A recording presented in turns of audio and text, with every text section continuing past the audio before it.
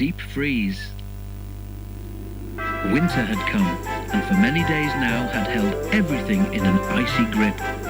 The countryside was frozen hard, trees were white with frost, and icicles hung from bridges and water columns.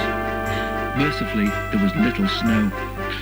Too cold for that, thank goodness, shivered James's driver as he and the fireman huddled on the sheltered side of the cab. James had an open footplate, and every day his crew came to work muffled to the eyebrows in scarves and jerseys. Sometimes water columns froze too, and then the engines could not get the water they needed.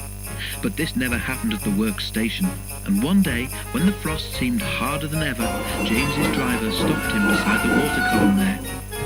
"We'll give you a good topping up while we can," he said. "There's no telling when we might get some more." James shivered as the icy water cascaded into his tender, but he knew his driver was right. They filled James's tank to the brim because the fireman forgot to tell the driver to turn the tap off. Water overflowed onto James's tender, making him shiver again. "Right," said the fireman, jumping down to the footplate. "Let's be off. I want to warm myself up shoveling coal." "We can't go yet," laughed the driver. "They haven't finished loading the luggage van."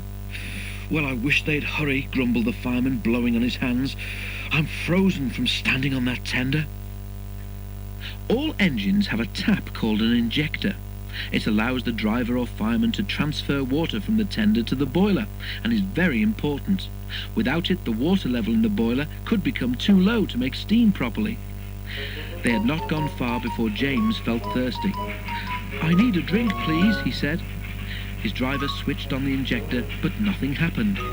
The fireman tried his duplicate. Still nothing. "I've got such a pain," groaned James. "Your injector's failed," said his driver.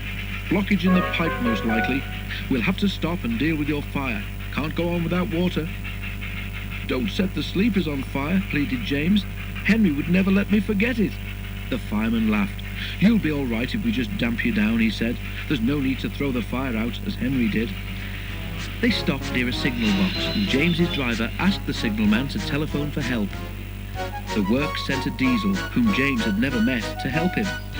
"Rescued by a diesel," he snorted disgustedly. "It's degrading. I won't go."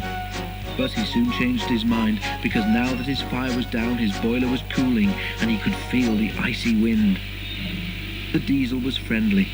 James was quiet at first, but by the time they reached the works, the diesel had won him over, and the two of them were chatting like old friends. At the works, James's fireman climbed onto the tender. He tried to open the filler cap, but couldn't. "There's your answer, James," he said.